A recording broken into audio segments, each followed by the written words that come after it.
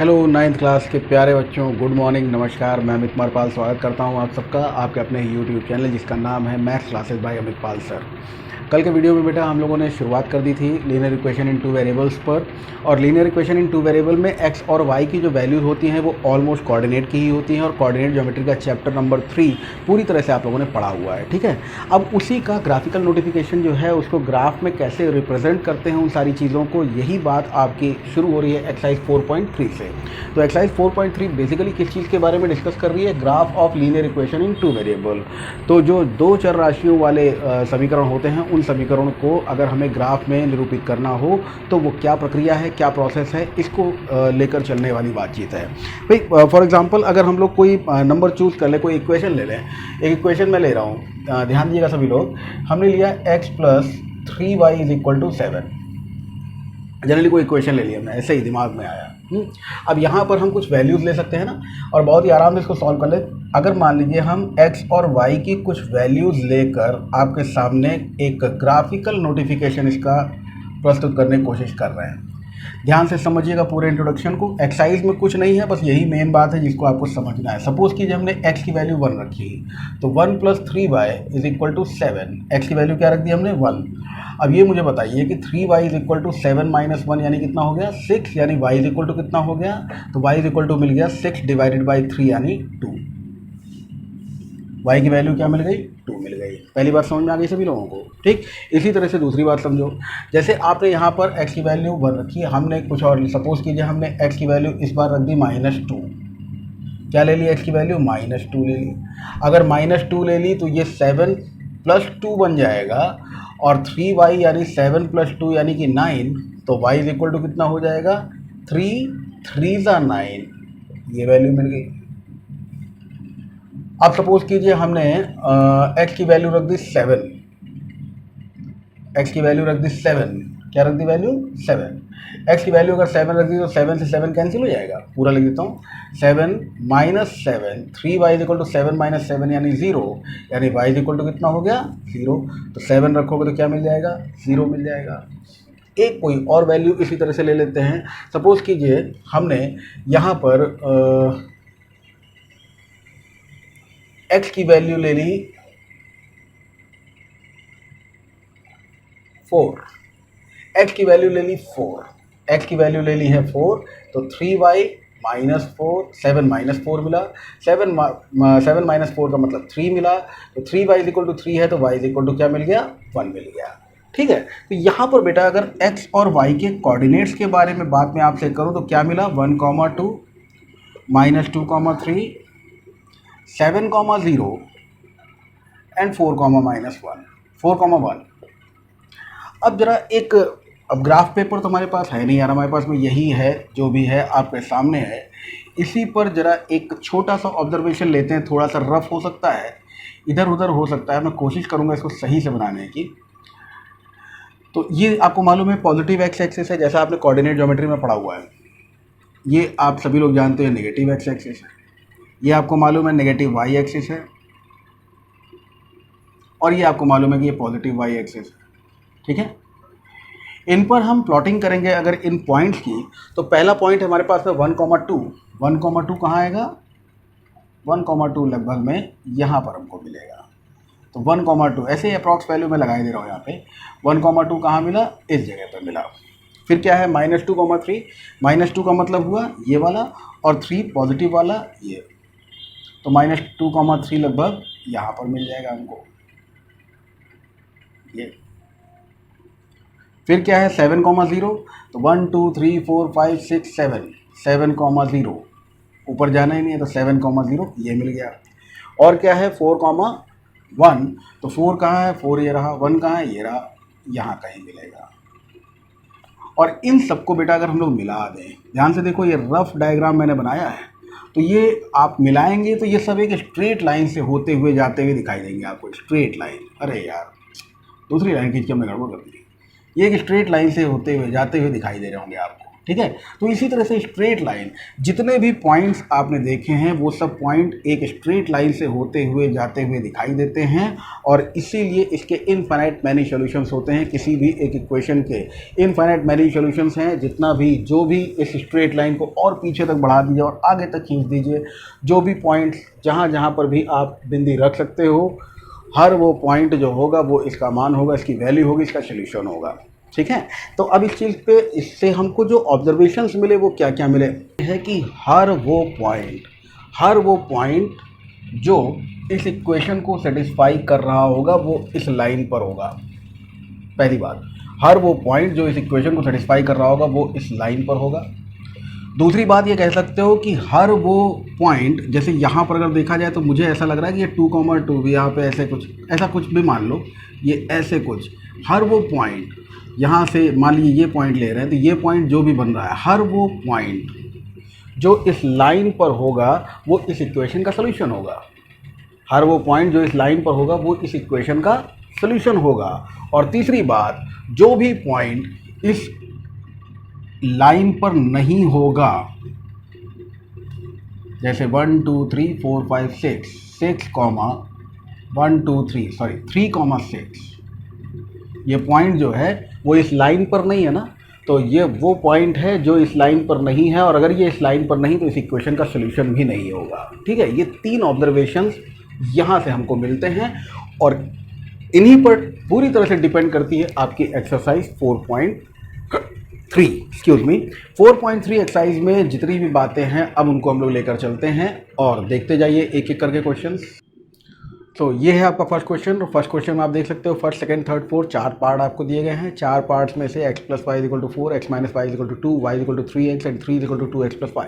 कुछ रिमार्क्स हैं बेटा यहाँ पर, हमेशा ध्यान रखना कि ऐसी कोई भी इक्वेशन हो जहाँ कांस्टेंट वैल्यू नहीं दी हुई हो, है ना, ये इक्वेट में हो, बराबर में हो, तो ऐसे पॉइंट्स हमेशा ओरिजिन से ज़रूर होकर गुजरते हैं।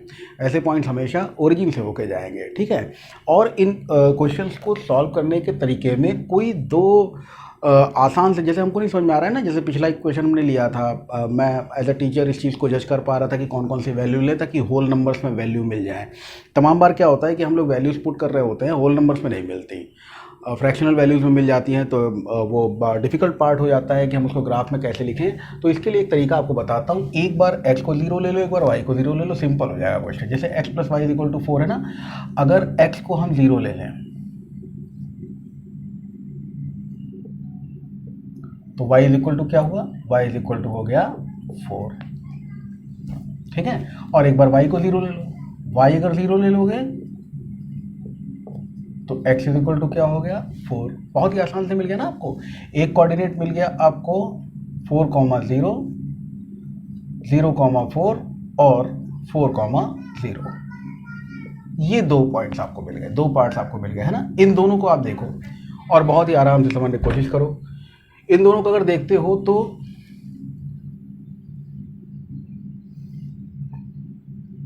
x और y एक्सिस 1 2 3 4 1 2 3 4, तो 0,4 कहाँ पे होगा, आप देखो x एक्सिस 0 है, x एक्सिस 0 है, 0,4 यहाँ होगा। 4,0 कहाँ होगा, तो x एक्सिस पे 4 ले लो और ऊपर नहीं बढ़ो, यहाँ होगा, और इन दोनों को ज्वाइन कर दो, यही इस लाइन का ग्राफ हो जाएगा, x + y = 4 का। सिंपल, समझ में आ गया होगा। x - y = 2, इसको भी ऐसे ही कर लो। अगर हम कह दें x = 0 है, x = 0, तो y = -2 मिल गया, y को इधर भेजोगे, 2 इधर भेजोगे।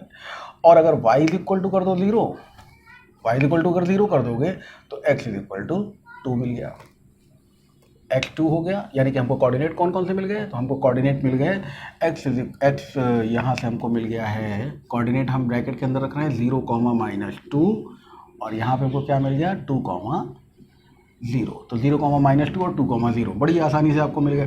ठीक। अब इनको भी आप ऐसे ही प्लॉट कर दीजिएगा।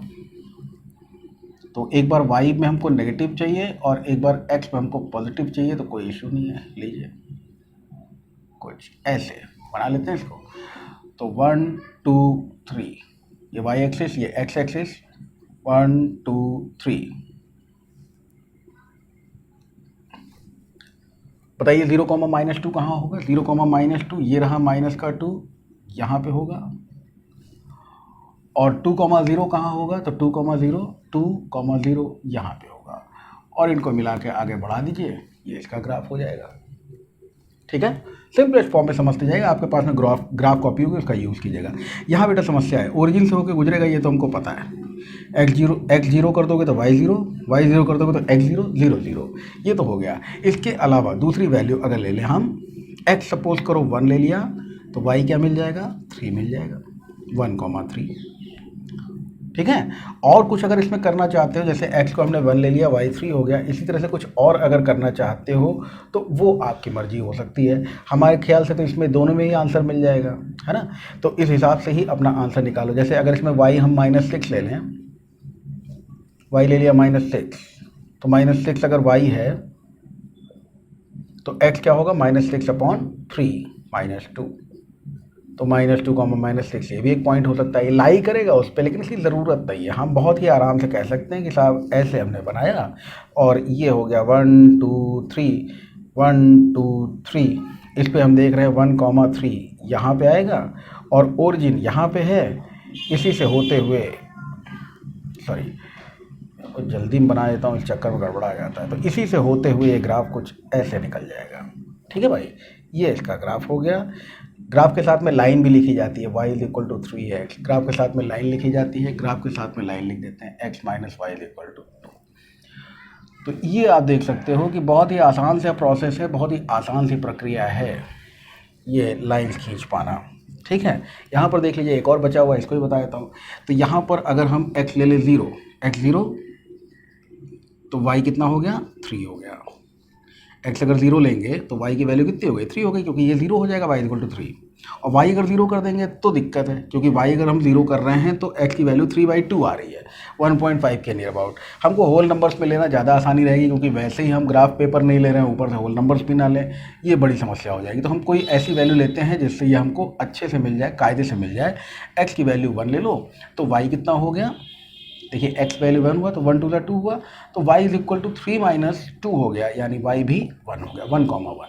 तो 0,3 और 1,1 अगर हम किसी ग्राफ पे प्लॉट कर लेते हैं तो हमें आसानी से हमारा आंसर मिल जाता है। 1 2 3, ये x एक्सिस है और ये y एक्सिस है। ये बात बेटा सब लोग जानते हो, इसको अभी कहोगे जानते हैं तो लिखना तो चाहिए, इसलिए हम लिखे दे रहे हैं। ये x है, ये x' है, ये y' है, सॉरी ये y है और ये y' है। ठीक है, ये y', ये y, ये x', ये x, ये y, y', x'। कोऑर्डिनेट पे ये सारी बातें हम लोग कर चुके हैं, इसलिए मैंने बहुत ज़्यादा डीपली इसको समझने की कोशिश नहीं की। 0,3 कहाँ? 1 2 3 यहाँ पे होगा। 1,1 कहाँ होगा? यहाँ होगा। और इसको लेकर जब हम इसको आगे बढ़ा देंगे तो ये जो होगा यही ग्राफ बन जाएगा। इस तरह का ये जो ग्राफ बना है किसका है? ये है 3 = 2x + y का ग्राफ है। ठीक है, ये फर्स्ट क्वेश्चन है आपका। आते हैं सेकंड क्वेश्चन पे। चलिए भाई, ये आपके question number 2 and question number 3। Give the equation of 2 lines passing through 2,14। How many more such line are there and why? क्यों? तो ऐसा क्यों होगा? देखिए, एक किसी पॉइंट से होकर, किसी भी एक पॉइंट से होकर जाने वाली लाइंस की जो संख्या है वो बेटा आप देख सकते हो अनंत है। ठीक है, infinite number of lines can be pass through a single point. किसी एक ही पॉइंट से बहुत सारी लाइंस पास हो सकती हैं, इसलिए how many such lines are there, तो infinitely many lines are there, तो वो आप देख सकते हो। अब इनमें किन्हीं दो के लिए इक्वेशन बनानी है, तो ऐसी इक्वेशन जो इस बात को सेटिस्फाई करती हो हम बहुत सारे तरीक़ों से देख सकते हैं। जैसे सपोज़ कीजिए हमने ले लिया 6x, तो 6 दूनी 12 हो गया, प्लस y -2 = 0। आप देख लो सेटिस्फाई हो रहा है कि नहीं हो रहा है। 6 दूनी 12 कर दिया, और -y 6x - y 12 12 - 2 plus y + 2, ऐसे कर लीजिए। 6x प्लस वाई प्लस 2 बराबर 0। देख लीजिए आप, हो रहा है कि नहीं हो रहा है। या हमने कह दिया 2x plus Y is equal to 0, आप देख लो हो रहा है कि नहीं हो रहा है। 7x plus Y is equal to x plus Y is equal to 16।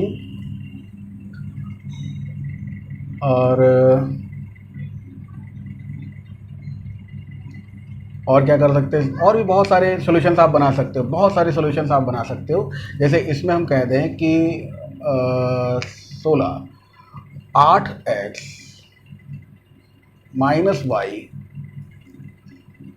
Minus 2 is equal to 0, ये भी एक सोल्यूशन बन रहा है। देख लीजिए, 8 दूनी 16 हो गया, 16 माइनस 14 करेंगे 2 बचेगा, और 2 माइनस 2 करेंगे 0 बचेगा। तो इतने सारे इक्वेशंस तो हमने यहाँ पे खड़े खड़े आपके लिए बना दिए। और भी बहुत सारे इक्वेशंस बन सकते हैं, क्योंकि एक ही पॉइंट से बहुत सारी लाइंस पास हो सकती हैं। ठीक है भाई, इनफाइनाइटली मैनी सोल्यूशंस होंगे यहाँ पे।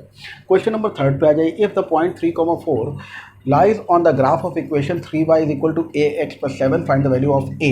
तो अगर हम यहाँ पर y की जगह पर 4 रख दें और x की जगह पर 3 रख दें तो सेटिस्फाई होनी चाहिए इक्वेशन, है ना।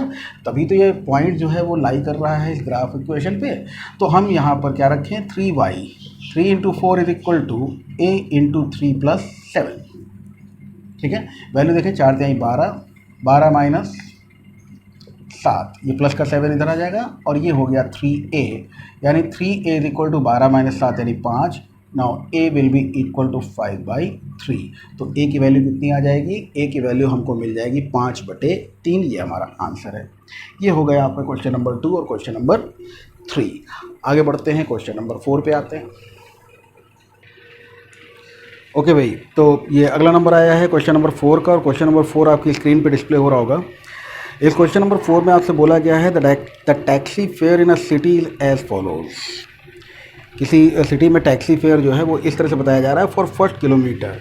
मतलब फर्स्ट किलोमीटर जो चलेगा, पहला वाला जो 1 किलोमीटर चलेगा, फॉर फर्स्ट किलोमीटर 8 रुपया देगा, and for the subsequent distance it is ₹5 पर किलोमीटर, 5 पर किलोमीटर। यानी आइंदा जितना भी डिस्टेंस वो चलेगा, तो फर्दर जितना भी डिस्टेंस चलेगा उसके लिए उसको देना पड़ेगा, फर्दर डिस्टेंस के लिए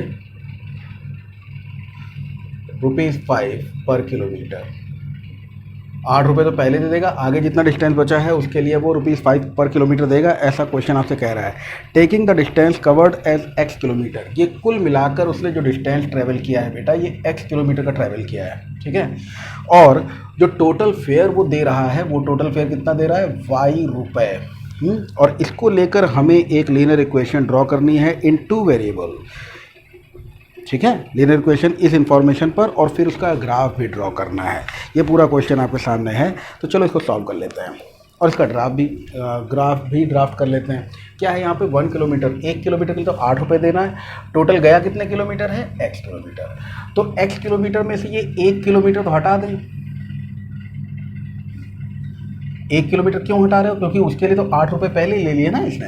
तो पैसा कितना लिया है, टोटल फेयर y रुपये है, और वो बराबर किसके, पहले किलोमीटर का 8 रुपये।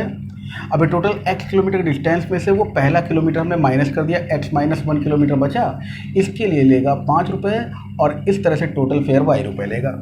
समझ में आ गया होगा। ठीक है, यहाँ पर जो हमको बताया गया है वो क्या है, टोटल x किलोमीटर का डिस्टेंस है, तो x माइनस 1 क्यों किया हमने, क्योंकि 1 किलोमीटर का तो 8 रुपये लेगा।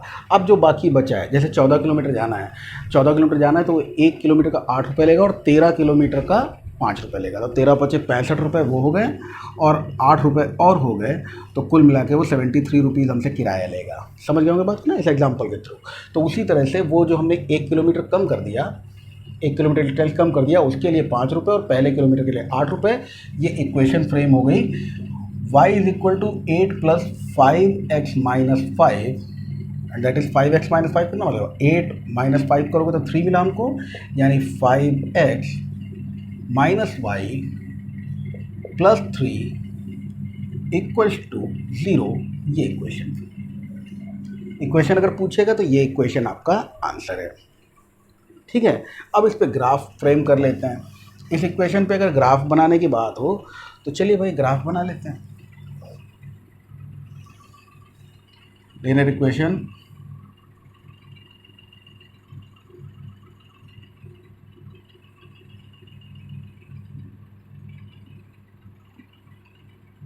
ऐसे कर लिया हमने, ठीक।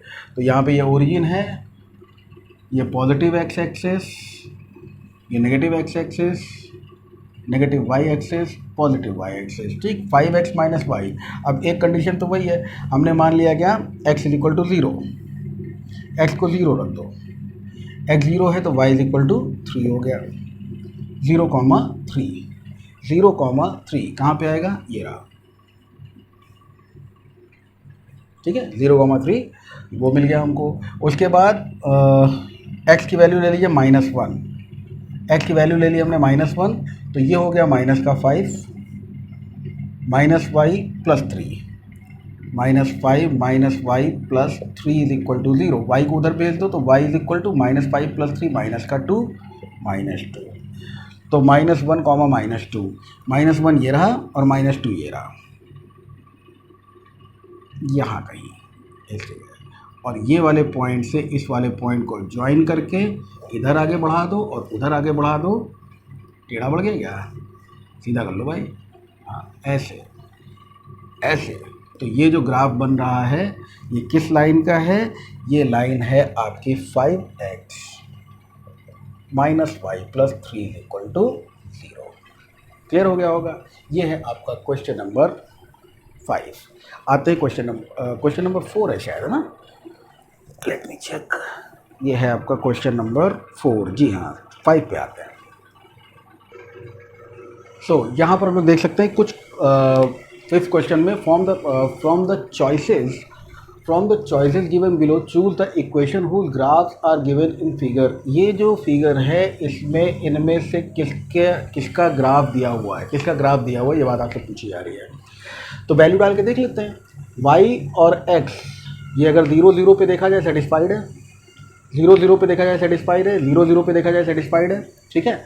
लेकिन यहाँ पर अगर -1 देखें हम, यहाँ पर -1 वैल्यू रखते हैं तो x की वैल्यू क्या मिल रही है, x की वैल्यू -1, तो y की वैल्यू कितनी हो जाती है, -1 हो जाती है, 1 तो नहीं होती ना, तो ये मामला नहीं बैठ रहा। y is equal to 2x, अगर हम x की वैल्यू माइनस रखते हैं तो y की वैल्यू -2 हो रही है, ये 1 और ये 1 -1 किसी पे सेटिस्फाई नहीं हो रहा है। x की वैल्यू 1 रखने पर y की वैल्यू 2 मिलनी चाहिए, x की वैल्यू 1 रखने पर y की वैल्यू 2 मिलनी चाहिए, मिल कितनी रही है -1, तो ये भी नॉन सेटिस्फाइड। यहाँ पे अगर हम कोई भी वैल्यू देखें, इसको 0 रख दें, 0 0 दोनों को रख दें, तो 0 0 रखने पर क्या left hand side is equal to right hand side हो रहा है, इसको 0 रखोगे इधर 2, इसको 0 रखोगे तो 0, तो ये 0 0 पे सेटिस्फाई नहीं हो रहा। यही है जो सब पे सेटिस्फाइड है। 0 + 0 is equal to 0, -1 + 1 is equal to 0, 1 - 1 is equal to 0। Answer ये वाला है। पहली बार समझ में आ गई, ऐसे सेटिस्फाई करवा लो भाई, ठीक है। इस वाले में देखो क्या सेटिस्फाई हो रहा है। अगर मान लीजिए हम यहाँ पर x + 2 देख रहे हैं, y is equal to x + 2, y हमको मिलना चाहिए x + 2 के, तो y यहाँ पर 2 है। अगर यहाँ सपोज करो वैल्यू में 2 रखी तो x की वैल्यू हो गई 0, तो y इज इक्वल टू 0 + 2, यानी इसके लिए सेटिस्फाइड है। अब x की वैल्यू -1 रखो, -1 + 2 होना चाहिए, -1 हो कितना रहा है 3, y की वैल्यू 3, नॉट सेटिस्फाइड, हटाओ इसको। इसी तरह से y is equal to x - 2, अगर हम x की वैल्यू 0 रखते हैं तो y की वैल्यू, देखिए x की वैल्यू अगर यहाँ पे हम 0 रख दें तो y की वैल्यू मिलनी चाहिए -2 और मिल रही कितनी 2, सेटिस्फाई नहीं हुआ, ठीक है। इसी तरह से इस वाले किसी पे भी सेटिस्फाई कर लो, कोई भी एक इक्वेशन ले सकते हो, किसी पे सेटिस्फाई होगा किसी पे नहीं होगा, ना हो काट देना, होना है तो तीनों पे होगा, ठीक है। y is equal to -x + 2 है, -x की जगह पे -1 रखो, तो -1 और -x माइनस प्लस हो गया, ये +1 और 2 3, ये तो सही है भाई। इस पे चेक कर ले, अगर x की वैल्यू 0 कर दें तो y इज इक्वल टू 2, इस पर भी सही है। अगर इस पे चेक करें तो 2 पर वैल्यू रखें तो x इज इक्वल टू 2 ले लिया, तो +- y इज इक्वल टू 0, ये भी सही है। तो ये वाला फिट बैठ रहा है, y is equal to -x + 2,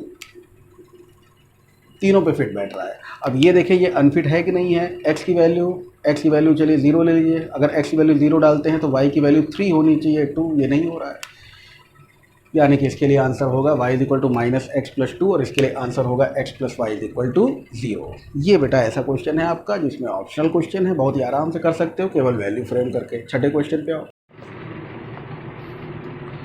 okay तो ये 6 क्वेश्चन देखिए डिस्प्ले हो रहा है आपकी स्क्रीन पर। If work done by a body on application of a constant force is directly proportional to the distance travelled by the body, यानी कि किसी एक पिंड पर, किसी एक बॉडी पर, किसी एक पिंड पर अगर समान रूप से कोई बल अप्लाई किया जाता है, किसी एक समान रूप से कोई बल लगाया जाए, तो directly proportional to the distance travelled by the body, वो बल किसके डायरेक्टली प्रोपोर्शनल होता है, किसके समानुपाती या अनुक्रमानुपाती होता है, जो डिस्टेंस वो बॉडी या वो पिंड जो डिस्टेंस ट्रेवल करता है उसके समानुपाती होता है।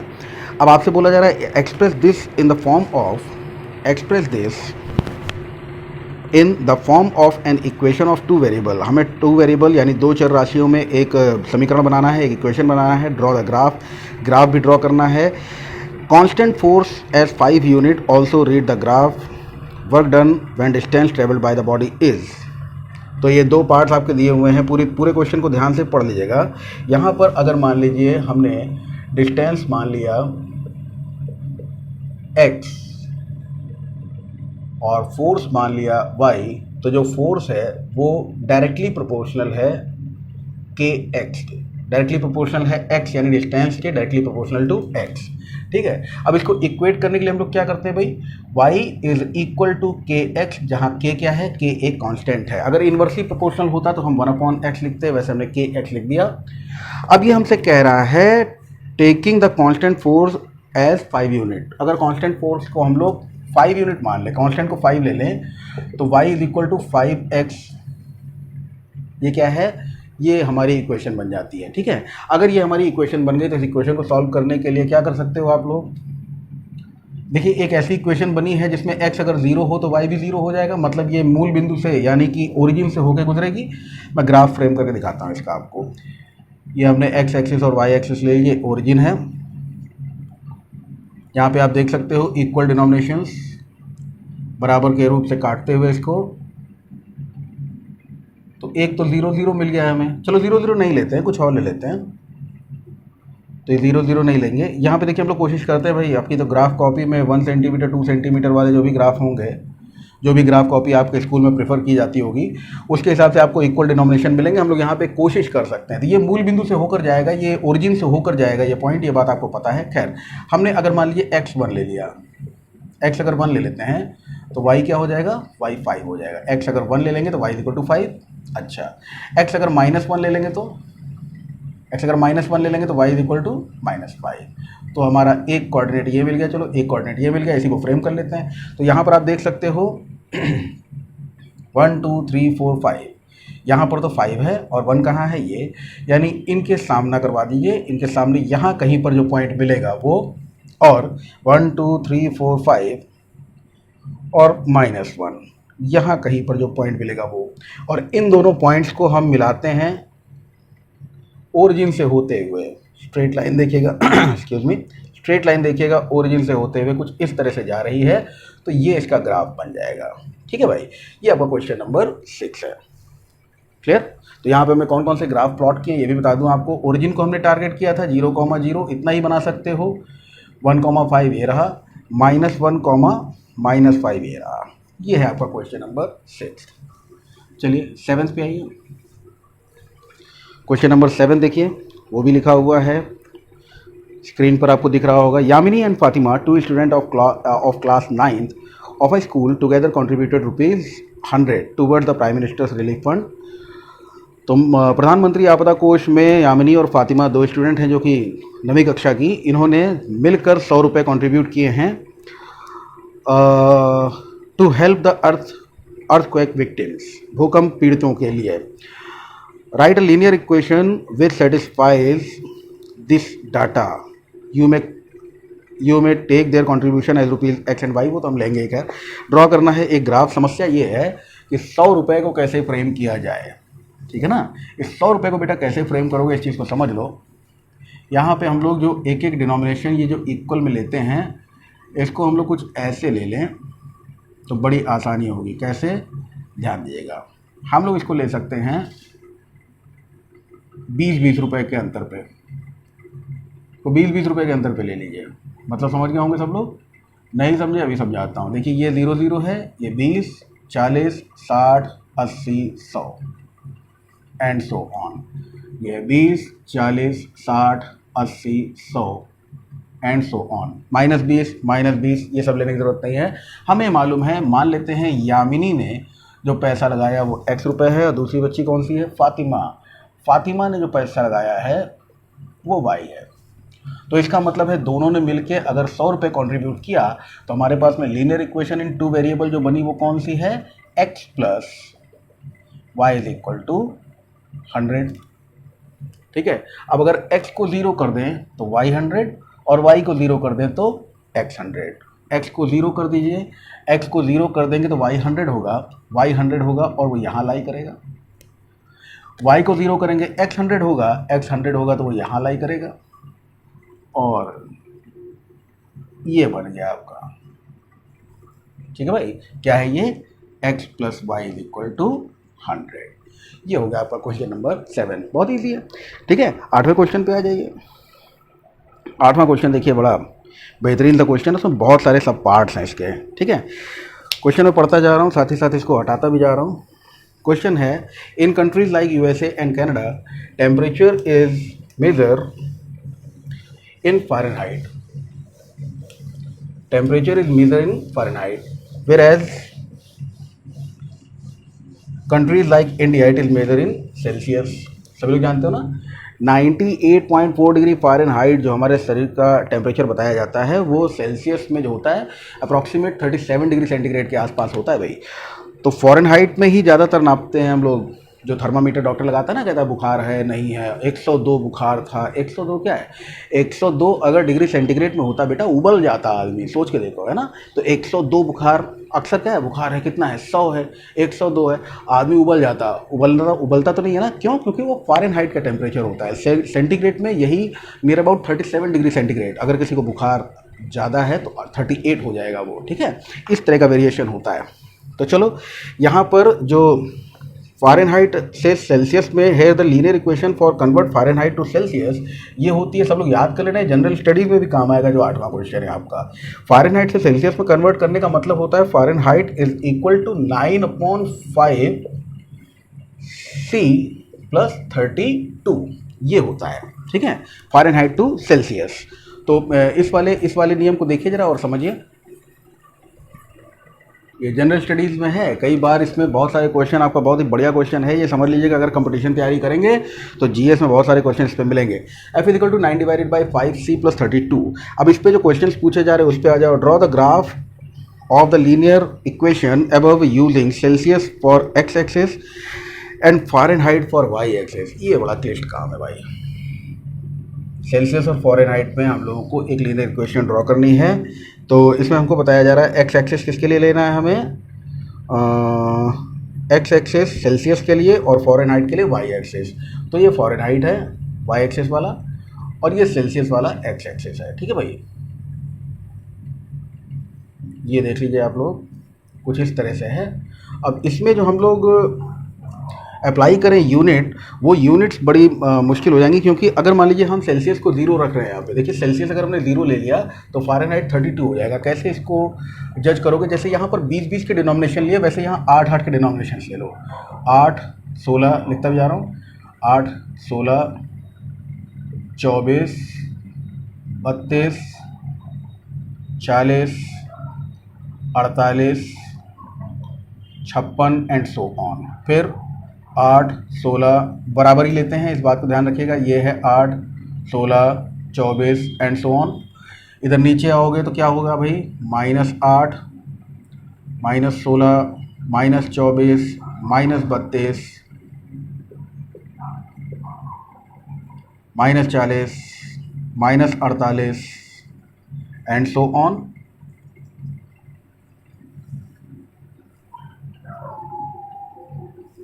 और इधर बढ़ो, इधर क्या है, इधर है -8, -16, -24, -32, -40 एंड सो ऑन। बात बेटा समझ गए होंगे सब लोग कि हम लोग 8-8 का, जो 1 सेंटीमीटर या 2 सेंटीमीटर जो भी गैप है उसको हम लोग 8 का ले रहे हैं। तब ये बात अपने आराम से समझ में आ जाएगी कि देखिए यहाँ पे अगर हम कह दें C जो है वो 0 है तो F कितना हो जाएगा, F हो जाएगा 32। यानी एक तो ग्राफ हमको कहाँ पे मिल गया, ये सेल्सियस है आपको बताया गया है। देखिए क्या क्वेश्चन की लाइन में साफ साफ लिखा गया है, using Celsius for x axis and Fahrenheit. तो ये है सी और ये है फॉरेनहाइट यानी एफ। ठीक है भाई। तो सेल्सियस क्या है, सी अगर 0 है तो F32 है। F32 आपको कहाँ मिल रहा है, ये रहा C0 F32। ठीक है, तो F32 मिल गया। और क्या कर सकते हैं इसमें, इसमें और सी की और कौन सी वैल्यू ले लें, सी को ले लीजिए -40। ये भी अभी आपकी जीएस बढ़ाएगा, जनरल स्टडी भी यहाँ पे बढ़ेगी आपकी। सी को ले लीजिए -40। जो सी है इसको आप डिनोट कर दें -40 से, तो क्या होगा देखने जरा, F is equal to 9/5 into -40 plus 32। Clear. और देखो क्या हो रहा है, 5 8 32। यहाँ पर आपको कितना मिल गया, 5 × 40, तो 9 × 72, 40, 5 × 40, 8 9 72। तो ये हो गया आपका -72 और +32, ये मिल गया आपको -40। ठीक है, तो अगर C -40 है तो F भी -40 है। तो एक तो कोऑर्डिनेट यहाँ से हमको मिल गए थे क्या, 0,32, और यहाँ से हमको कोऑर्डिनेट मिल गए हैं, C हमने लिया था -40, तो F भी हमको मिल गया -40। कोऑर्डिनेट क्या बन गए हमारे, -40, -40। ठीक है, तो -40, -40 कहाँ पे हैं, -40 और -40, इनके सीध में ले लीजिए कुछ इस तरह से, यहाँ कहीं हमको कोऑर्डिनेट मिलने वाला है, और इनको ऐसे ज्वाइन करके आगे निकाल दीजिए, तो यही जो बन जाएगा ये आपका वो ग्राफ बन जाएगा। पहला पार्ट समझ में आ गया होगा सब लोगों को। सेकंड पार्ट पढ़िए भाई, सेकंड पार्ट डिस्प्ले हो गया होगा आपकी स्क्रीन पे। सेकंड पार्ट कह रहा है, if the temperature is 30 degree centigrade, what is the temperature in Fahrenheit. देखो ये फर्स्ट पार्ट था बेटा, सेकंड पार्ट यहाँ से कर रहे हैं हम। सेकंड पार्ट आपका कह रहा है, if temperature is 30 degree centigrade, तो F is equal to 9/5 into 30 plus 32 कर लिया जाए। तो 5 6 ये 30 हो गया, 9 6 54, 54 plus 32 is equal to 86 degree Fahrenheit.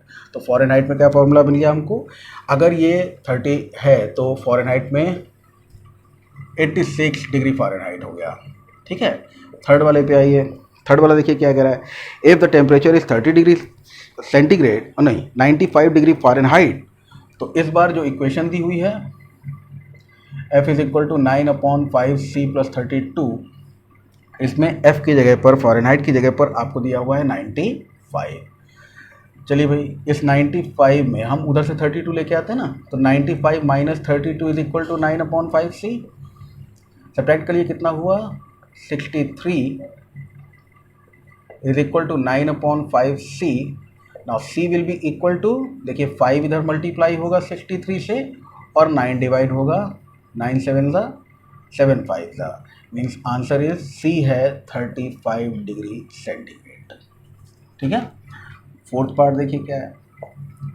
Fourth part क्या कह रहा है, फोर्थ पार्ट कह रहा है, if the temperature is 0 degree centigrade, what is the temperature in Fahrenheit, and if the temperature is 0 degree Fahrenheit, what is the temperature in Celsius. तो Celsius अगर 0 हो जाए तो फ़ारेनहाइट कितना है, फ़ारेनहाइट अगर 0 हो जाए तो सेल्सियस कितना है। चलो भाई, सेल्सियस अगर 0 हो जाए, बहुत ही सिंपल सी बात समझिएगा, F is equal to 9/5 C plus 32 होता है, ये रिलेशन सब लोगों को पता है। अगर C 0 हो जाए, if C is equal to 0, यहाँ से देखिए अगर C 0 हो जाए तो ये टर्म 0 हो गया, मतलब साफ है कि F कितना हो जाएगा 32। एक आंसर तो ये मिल गया आपको। और अब अगर F 0 हो जाए, तो F अगर 0 हो जाए तो 0 is equal to 9/5 C plus 32, यानी कि C इज इक्वल टू कितना होगा, C को इधर भेज दो, C अगर आपने इधर भेज दिया, C को इधर 32 को इधर भेज दो, C इज इक्वल टू ऐसे लिख देते हैं, माइनस का 32 इज इक्वल टू 9/5 C, यानी कि C is equal to 32 into 5 minus का 160 डिवाइडेड बाय 9। तो वैल्यू कितनी मिल गई भाई, 9 1 माइनस लगा दें पहले ही, माइनस 9 1 9, यहाँ से मिल गया 7, 9 7 63, बच गया 7, तो 63 के बाद में 7 बच रहा है, तो फिर 7 7 7 एंड सो ऑन। तो लगभग ये आप कह सकते हो माइनस का 7.8 डिग्री फ़ारेनहाइट। ये आपका दूसरा आंसर मिल गया। C is equal to minus का 17.8, ये 17.7777 चलता जाएगा ना, 17.8 कर दीजिए इसको राउंड ऑफ करके, तो ये दूसरा आंसर मिल गया। अगर C 0 है तो F 32 है, अगर F 0 है तो C इज इक्वल टू 17.8 है। चलिए, और लास्ट ये आपका फिफ्थ पार्ट क्या क्या कह रहा है। फिफ्थ पार्ट बेटा यहीं कर देता हूँ, ठीक है, थोड़ा सा मैनेज करिएगा, जगह हमारे पास कम है, बार बार इसकी दुहाई देता रहता हूँ आप लोगों को। ये फिफ्थ पार्ट क्या कह रहा है, is there a temperature which is numerically the same in both Fahrenheit and Celsius if yes find it. यहाँ पर बताओ जरा कि हमने यूनिट क्या ली थी। ये C है और ये F है और दोनों बराबर हैं, देख रहे हो। तो इसका मतलब हमारा आंसर पहले ही आ चुका है, माइनस का 40 डिग्री सेंटीग्रेड, है ना। लेकिन चलो कोई बात नहीं, हम यहाँ पर इसको सॉल्व करके देख लेते हैं। फ़ारेनहाइट और सेल्सियस अगर आपस में बराबर हैं तो Fahrenheit is equal to Celsius अगर ऐसा हो जाए तो F is equal to 9/5 C plus 32 में या तो F की जगह C रख दो या C की जगह पे F रख दो, ठीक है। हम एक काम करते हैं, यहाँ पर F की जगह पर C रख दिया, C is equal to 9/5 C plus 32, ठीक है। C को इधर भेज दो तो C minus 9/5 C is equal to 32। अब देखिए क्या होगा, 5C माइनस 9C, यहाँ पर अगर 5C माइनस 9C किया जाए तो माइनस का 4/5 C इज इक्वल टू 32 मिलेगा। और इसका मतलब हमें क्या मिल रहा है, देखिएगा, इसका मतलब हमें मिल रहा है C is equal to 32 into 5 divided by minus 4, 4 8 ज़ा 32 माइनस का 8 5 ज़ा 40, तो C की वैल्यू हमको मिल गई 40, मतलब F की वैल्यू भी है माइनस में 40। तो माइनस 40 वो टेम्परेचर है जिस पर C और F दोनों ही इक्वल मान रखते हैं इस रिलेशन के अकॉर्डिंग। ये हो गई बेटा आपकी एक्सरसाइज नंबर 4.3। इसको जल्दी से देख दाख लें। ओके, ये आपकी अगली एक्सरसाइज है 4.4। छोटी सी एक्सरसाइज है, इसको भी आज निपटा लो, है ना, कोई इशू नहीं है, बिल्कुल बहुत ही आसानी से ख़त्म हो जाने वाली एक्सरसाइज है। यहाँ पर हम लोग बात बेसिकली करने जा रहे हैं कि y इज इक्वल टू 3 अगर मान लीजिए 1 वेरिएबल में दिखाना हो तो बहुत ही आसान होता है, हम लोग बड़े आराम से इसको दिखा लेते हैं। लेकिन अगर यही चीज़ हमें 2 वेरिएबल्स में शो करनी है तो हमें क्या करना होगा, ये बात सोचने वाली है, ठीक है। 2 वेरिएबल्स में आप इसको कैसे शो करते हो तो वो शोइंग थोड़ी सी मुश्किल हो सकती है। 1 वेरिएबल में तो आप बहुत ही आसानी से समझ सकते हो। देखिए ये क्या है, ये एक रियल नंबर लाइन है, y इज इक्वल टू 3। यहाँ पर हमको अगर एक इसको इक्वेशन में एक्सप्रेस करना है तो हम लोग क्या कहेंगे, 0 1 2 3 4 -1 -2 -3 -4। और इस हिसाब से आप देख सकते हो, माइनस वाला ऊपर लिख देता हूँ ताकि हौच पौच ना हो, -1 -2 -3 -4। अगर ये एक सिंगल लाइन दिखाई दे रही है तो इसमें 3 कहाँ होगा, ये पोजीशन होगी in 1 variable. y is equal to 3 को अगर इक्वेशन के रूप में हमें शो करना है तो ये है 1 वेरिएबल की इक्वेशन, ठीक है। लेकिन अगर बेटा इसी को हमें शो करना हो 2 वेरिएबल में तो हम लोग जो बात जानते हैं वो एक अच्छी तरह से जानते हैं, क्या, इन 2 वेरिएबल्स एक्स एक्सिस और वाई एक्सिस से सभी लोग परिचित हैं, ये 1 ये 2 ये 3 4 and so on, positive y axis 1 2 3 and so on, positive x axis, -1 -2 negative y axis, -1 -2 negative x axis, ठीक है। सभी लोग जानते हैं इस चीज़ को। इन सारी बातों को बेटा अगर आप लोग समझते हैं तो बहुत ही कायदे, ये मूल बिंदु है, ओरिजिन है ये। अब आपको मालूम है y इज इक्वल टू 3 कहाँ पर होगा, y इज इक्वल टू 3 यहाँ पर होगा। क्यों, क्योंकि y इज इक्वल टू 3 का अगर जनरल फॉर्म देखा जाए तो हम कह सकते हैं 0 × x plus Y is equal to 3 आपको दिया हुआ है ना, या 0 × x plus y minus 3 is equal to 0 आपको दिया हुआ है। ax plus b y plus c is equal to 0 की फॉर्म में अगर देखेंगे आप तो यहाँ पर वैल्यू देखिए आप क्या है कि अगर x 0 है तो y 3 है, और वो कहाँ मौजूदगी है इसकी, इस पॉइंट पर। और ग्राफिकल नोटेशन अगर इसका देखा जाए तो जिस तरह से आप ये देख रहे हो y इज इक्वल टू 3, ये कुछ इस तरह से जाता है,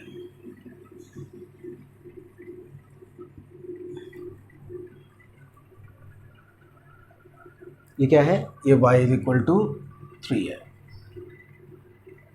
कोई भी लाइन अगर मान लीजिए x 0 है तो वो लाइन y के पैरेलल होगी, और अगर y 0 है तो वो लाइन x एक्सिस के पैरेलल होगी। y यहाँ पर आप देख रहे हो x क्योंकि 0 है तो x एक्सिस के पैरेलल आपको लाइन मिल रही है y इज इक्वल टू 3 वाली, और y अगर 0 होता तो आपको लाइन जो है y अगर 0 होता तो x एक्सिस के पैरेलल कोई लाइन ज़रूर मिल रही होती है आपको। इस बात को रिव्यू कीजिए, ठीक है भाई। ये रिव्यू करने में कोई विशेष बात नहीं है। अब इसमें देखिए इसके पॉइंट्स अगर आप समझें कि ये क्या है, ये है y3, ठीक है। अगर ये y इक्वल टू 3 है, ये क्या मिल गया हमको, ये हमको मिल रहा है 0,3, ये है 1,3, ये क्या है 2,3, ये क्या है, ये है -1,3, ये क्या है, ये है -2,3। इस तरह से आप देखेंगे ना कि अगर y3 है तो x 0 हो सकता है, x 1 2 3 4 कुछ भी हो सकता है, लेकिन y3 है, ये बात कंफर्म है। तो y अगर 3 है तो इसका मतलब साफ है कि ये x एक्सिस के पैरेलल चलता चला जाएगा, और इस तरह से जो ग्राफ बनेगा वो आपके सामने है। ये है अगर हमको 2 वेरिएबल में क्या करना है, इन 2 वेरिएबल ज्योमेट्रिक रिप्रेजेंटेशन देनी है तो equation y is equal to 3 की ज्योमेट्रिक रिप्रेजेंटेशन इन 2 वेरिएबल्स ये रही, इन 1 वेरिएबल ये रही। सो ये आपका फर्स्ट पार्ट हो गया, ये हो गया आपका सेकंड पार्ट, ठीक है। 2 ही क्वेश्चन हैं एक्सरसाइज में। तो दूसरे क्वेश्चन पे आते हैं। दूसरा क्वेश्चन देखिए क्या है, ये आ गया आपका सेकंड क्वेश्चन, और सेकंड क्वेश्चन में वैसे ही 2 पार्ट्स हैं, कुछ नहीं है, पूरा क्वेश्चन वही है, बस यहाँ पर y इक्वल टू 3 की जगह पर 2x + 9 इक्वल टू 0 हो गया। अब चलिए सबसे पहला पार्ट अगर इसका हम लोग देखें इन 1 वेरिएबल, तो हम लोग क्या कह सकते हैं, 2x + 9 इज इक्वल टू है 0, तो x इज इक्वल टू -9/2, ठीक है।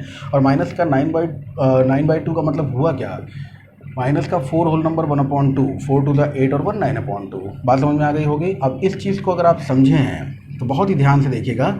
ये हमने 1 वेरिएबल की बात कर रहे हैं ना, तो 1 वेरिएबल में हमने उसी तरह से जैसे वास्तविक संख्या रेखा हम लोग खींचते थे, एक रियल नंबर लाइन हमने खींची, उस रियल नंबर लाइन में ये तो हो गया 0 1 2 3 4 एंड सो ऑन, और इधर आओगे तो मिलेगा -1 -2 -3 -4 -5 एंड सो ऑन। तो नेगेटिव नंबर्स इधर होते हैं,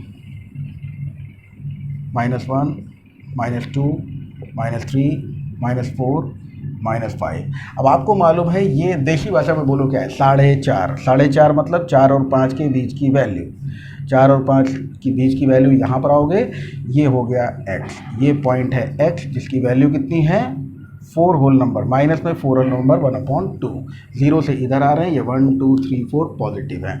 तो ये हो गया आपका फर्स्ट पार्ट, ठीक है। सेकंड पार्ट में बेटा अगर इसी चीज़ को आपको देखना है तो x बराबर दिया हुआ है आपका -4/2। सेकंड पार्ट को देखो, सेकंड पार्ट में इन 2 वेरिएबल्स आपको इस चीज़ को जस्टिफाई करना है। 2 वेरिएबल्स में अगर इसको देखोगे तो केवल x दिया है मतलब y0, x दिया है y0, और अगर x दिया हो y0 हो तो मतलब साफ हो जाता है, इसको एक मिनट भाई, कुछ ऐसे देखिएगा, ये plus y axis minus y axis plus x axis और minus x axis. Minus x axis इतना इंपॉर्टेंट हमारे लिए क्यों है, शायद तमाम स्टूडेंट्स समझ गए होंगे, तो नहीं समझे अभी थोड़ी देर में समझ जाएंगे। ये देखिए, ये पॉजिटिव x एक्सिस है, ये पॉजिटिव y एक्सिस है, और ये नेगेटिव y एक्सिस है, ठीक है। तो इस तरह से अगर आ रहे हैं तो ये है -1 -2 -3 -4 -5, यहाँ कहीं के बराबर में इस तरह से इसका ग्राफ चलेगा। इस पैरेलल में y एक्सिस के पैरेलल में x इज इक्वल टू -4/2 का ग्राफ चलेगा, और ये पॉइंट क्या है, ये पॉइंट है -9/2, 0, ठीक है। तो ये पॉइंट क्या हो जाएगा, ये पॉइंट हो जाएगा -9/2, 1। आगे ये क्या हो जाएगा -9/2, 2। ये पॉइंट क्या हो जाएगा -9/2, 3। तो ये 0 1 2 3, लेकिन अगर हमको पता है कि x की वैल्यू यही है तो x की वैल्यू यही है, y कुछ भी हो सकता है। अभी इसके नीचे अगर हम लोग आ जाएं, इसको हटा दीजिएगा, समझ तो गए ही है, -5 है। तो यहाँ पर अगर हम लोग आते हैं, माने इसके सामने इसके सामने अगर यहाँ पे हम लोग आ रहे हैं तो ये वैल्यू क्या है, ये है माइनस का 9/2 कॉमा -1। ये वैल्यू क्या है, माइनस का 9/2 -2 एंड सो ऑन लिख सकता था, लेकिन एक और लिख देता हूँ, माइनस का 9/2 कॉमा -3। तो इस तरह से आप देखोगे तो ये जो ग्राफ बना है, ये वाला ग्राफ, यही वाला ग्राफ है, दी हुई इक्वेशन है 2x + 9 = 0 का। तो ग्राफिकल रिप्रेजेंटेशन इन 2 वेरिएबल, ये हो गई आपकी एक्सरसाइज 4.4। ठीक है, तो ये पूरी तरह से बहुत ही इंपॉर्टेंट एक्सरसाइज है for 9th class as well as for 10th class. 10th class में अब हम यही चैप्टर शुरू करने जा रहे हैं। तो 10th क्लास के जो भी स्टूडेंट्स सारे वीडियोस लगातार देखते हैं, उस वीडियो को बहुत ही ध्यान से देखना। ये पूरा इंट्रोडक्शन है आपका। ठीक है, आज के लिए इतना ही। Thank you.